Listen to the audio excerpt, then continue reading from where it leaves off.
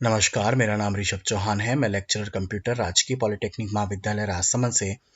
आज हम second year के subject CS 207 database management system में डेटाबेस मॉडल्स के बारे में पढ़ेंगे। डेटाबेस मॉडल्स की क्या इंपॉर्टेंस है?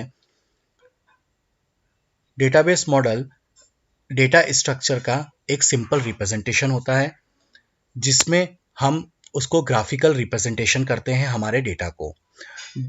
डेटा मॉडल्स एक तरीके का डिज़ाइनर, एप्लीकेशन और एंड यूज़र इन तीनों को उस डेटा स्ट्रक्चर को समझने का एक वे प्रोवाइड करता है। हर यूज़र की अपनी अलग अलग डेटा की नीड होती है और वो डेटा को अलग अलग उसको डिफरेंट डिफरेंट व्यू में उसको डेटा को डेटाबेस से फैच करता है। इसके लिए हमें जो डेटा मॉडल्स हैं वो हमें फैसिलिटी प्रोवाइड करते हैं डेटा को एक्सेस करने के लिए, जिस तरीके से यूज़र उस डेटा को एक्सेस करना चाहता है। डेटा मॉडल्स जो होते हैं वो डिफरेंट डिफरेंट यूज़र के लिए डेटा को स्टोर करके रख सकते हैं। एक डेटाबेस मॉडल बनाने के लिए हमें उसके कौन कौन से कंपोनेंट चाहिए, उसमें हमें एंटिटी, एट्रीब्यूट, रिलेशनशिप और कंस्ट्रेंट के बारे में पता होना चाहिए। एंटिटी क्या होती है? कोई भी रियल टाइम ऑब्जेक्ट जिसके लिए हम डेटा कलेक्ट करते हैं, स्टोर करते हैं, वो एक एंटिटी होती है। जैसे एक स्टूडेंट हो गया, एम्प्लॉय हो गया, ये एक एंटिटी है जिनके लिए हमें डेटा कलेक्ट करना है। किसी भी एंटिटी की जो कैरेक्टरिस्टिक होगी वो उसका एट्रीब्यूट कहलाएंगे। जैसे स्टूडेंट हो गया तो इस स्टूडेंट का नाम, उसका एड्रेस, उसका मोबाइल नंबर, वो उसके क्या हो गए? एट्रीब्यूट हो गए।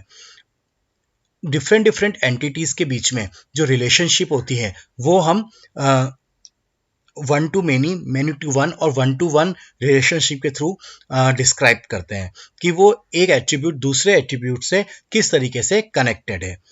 किसी भी डेटा के ऊपर हम कंस्ट्रेंट लगा सकते हैं कि जैसे मान लीजिए कि मोबाइल नंबर है वो 10 डिजिट से ज़्यादा नहीं होना चाहिए।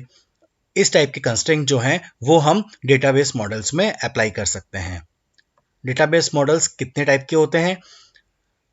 Hierarchical database model, network database model, relational database model, entity relationship model जिसको हम ER डायग्राम भी बोलते हैं, और object oriented database model. Hierarchical model क्या होता है? हायरार्किकल मॉडल में हम जो डेटा स्ट्रक्चर बनाते हैं उसमें हम ट्री फॉर्म में बनाते हैं। इसके अंदर एक पेरेंट होगा और उसके चाइल्ड होंगे, और फिर हम उस जो पेरेंट नोड होगा उसको हम रूट नोड कहेंगे और उसके चाइल्ड नोड को हम क्या करेंगे? एक्सपांड करेंगे। हायरार्किकल स्ट्रक्चर के अंदर डिफरेंट डिफरेंट लेवल्स होंगे और सेगमेंट्स होंगे। अलग अलग लेवल्स में उसको हम डिफाइन करेंगे। हायरार्किकल मॉडल में जो रिलेशनशिप होगी वो one to one many relationship होगी। जैसे एक पेरेंट है उसके मैनी चाइल्ड्स हो सकते हैं। तो इस तरीके से हम हायरार्किकल मॉडल को डिज़ाइन करेंगे। ये एक हायरार्किकल मॉडल का एक एग्जांपल है जिसके अंदर कॉलेज एक रूट हो गया है, कॉलेज रूट है, उसके पेरेंट हो गया, उसके ये चिल्ड्रन हो गए, डिपार्टमेंट और इंफ्रास्ट्रक्चर। तो ये एक लेवल हो गया, एक सेगमेंट हो गया। फिर दूसरा लेवल ये हो गया और एक तीसरा लेवल ये हो गया। तो इस तरीके से हायरार्किकल मॉडल में पेरेंट से चाइल्ड कनेक्टेड रहते हैं। फीचर्स क्या है हायरार्किकल मॉडल के? इसके अंदर वन टू मेनी रिलेशनशिप है, पेरेंट चाइल्ड रिलेशनशिप मेंटेन करता है। पर इसके साथ में प्रॉब्लम्स क्या क्या हैं? प्रॉब्लम यह है कि डिलीशन प्रॉब्लम है। अगर मान लीजिए पेरेंट डिलीट कर देते हैं तो उसके चाइल्ड जो होंगे वो ऑटोमेटिक डिलीट हो जाएंगे।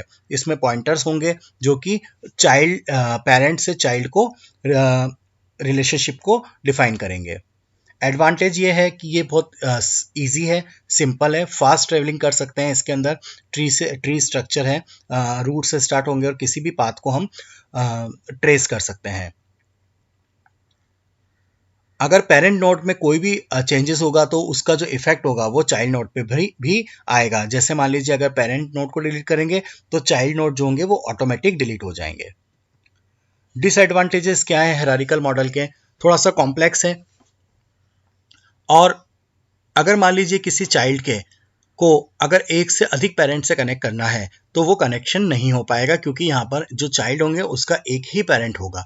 तो अगर मोर रिलेशनशिप आपको प्रेजेंट करनी है तो हायरार्किकल मॉडल हम यूज़ नहीं कर पाएंगे। और एक और प्रॉब्लम ये है कि अगर पेरेंट डिलीट कर देंगे तो चाइल्ड ऑटोमेटिक डिलीट हो जाएगा, इससे हमारे जो दूसरी एंटिटी होंगी वो लॉस्ट हो जाएंगी। तो इसको ओवरकम करने के लिए एक और नेटवर्क मॉडल का यूज़ करेंगे। नेटवर्क मॉडल भी एक हायरार्किकल मॉडल जैसा ही है। ये डेटाबेस की परफॉर्मेंस को बढ़ाता है, कॉम्प्लेक्स रिलेशनशिप्स को रख सकता है। ये एक तरीके का एक्सटेंशन मॉडल है हायरार्किकल मॉडल का।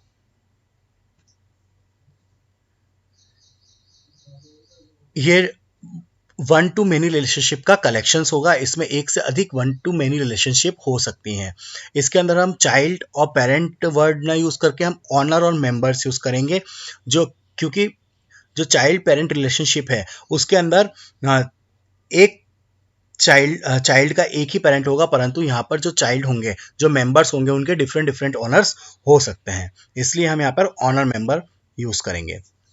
नेटवर्क मॉडल के फीचर्स क्या क्या हैं? ये एक से अधिक रिलेशनशिप को मर्ज करके रख सकती है। इसके अंदर वन टू वन रिलेशनशिप के साथ में मैनी टू मैनी रिलेशनशिप भी होगी। एक ही चाइल्ड तक पहुंचने के मल्टीपल पाथ हो सकते हैं, क्योंकि वो मल्टीपल पेरेंट्स से कनेक्टेड होगा। सर्कुलर लिंक बन सकता है। सर्कुलर लिंक बनने के लिए इसमें हम सर्कुलर लिंक लिस्ट को भी मेंटेन कर सकते हैं। नेटवर्क मॉडल के एडवांटेजेस क्या क्या हैं? इसमें हम फास्ट डेटा को एक्सेस कर सकते हैं, क्योंकि इसमें हमारे पास मल्टीपल पाथ होंगे। और अगर मान लीजिए कोई भी हम पेरेंट नोट में चेंजेस करते हैं तो उसका जो चेंज रिफ्लेक्ट होगा वो चाइल्ड नोट में भी देखने को यहाँ पर मिलेगा। चूंकि नेटवर्क मॉडल में डिफरेंट डिफरेंट पाथ हमारे पास अवेलेबल हैं, तो इसलिए क्या होगा, एक ही चाइल्ड को एक्सेस करने के मल्टीपल पाथ हैं, तो ये थोड़ा सा रिलेशनशिप सिस्टम को कॉम्प्लेक्स बना देगा। और यहाँ पर डिलीशन, अपडेशन, इंसर्शन जो है वो भी कॉम्प्लेक्स होता है। ये एक नेटवर्क मॉडल का एग्जांपल है। इसमें आप देखेंगे कि जो स्टूडेंट है वो लाइब्रेरी से भी कनेक्टेड है और सीएससी डिपार्टमेंट में भी कनेक्टेड है, जबकि हायरार्किकल मॉडल में हम एक चाइल्ड के एक ही पेरेंट था। यहाँ पर जैसे स्टूडेंट एक मेंबर है, इसके दो ओनर हो सकते हैं। मतलब स्टूडेंट क्योंकि लाइब्रेरी में भी जाएगा और वो सीएससी डिपार्टमेंट का भी है, तो मल्टीपल पेरेंट्स से उसको हम यहाँ पर कनेक्ट कर सकते हैं।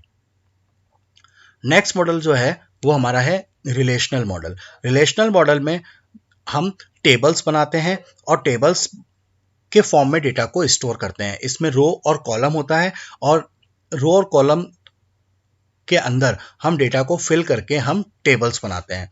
और इन टेबल के बीच में हम डिफरेंट डिफरेंट जो एट्रीब्यूट की टेबल बनाएंगे, उन टेबल्स को आपस में हम कनेक्टेड कर सकते हैं। उसके बीच में हम रिलेशनशिप को शो कर सकते हैं। देखिए जहाँ पे एक ये रिलेशनल मॉडल है, इसके अंदर ये एम्प्लॉय एक टेबल है, ये एंटिटी हो गई, और ये इसके एट्रीब्यूट्स हो गए। डिफरेंट डिफरेंट एट्रीब्यूट्स हैं, इन एट्रीब्यूट में हमने वैल्यू को फिल किया है। तो ये एक पूरा रिकॉर्ड, एक एम्प्लॉय का एक पूरा रिकॉर्ड जो है वो हमारा एक टपल कहलाएगा।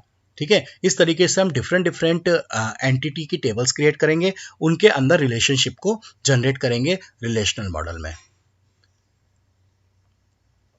एंटिटी रिलेशनशिप मॉडल में जिसको हम ईआर मॉडल भी कहते हैं, इसमें हम एंटिटी, एट्रीब्यूट और रिलेशनशिप को पिक्टोरियल फॉर्म में हम इसको शो करेंगे, जिसके अंदर जो एंटिटी, जैसे मैंने बताया कि कोई भी टीचर, स्टूडेंट, बिल्डिंग, डिपार्टमेंट, कोई भी चीज़ होती है वो एंटिटी हो सकती है।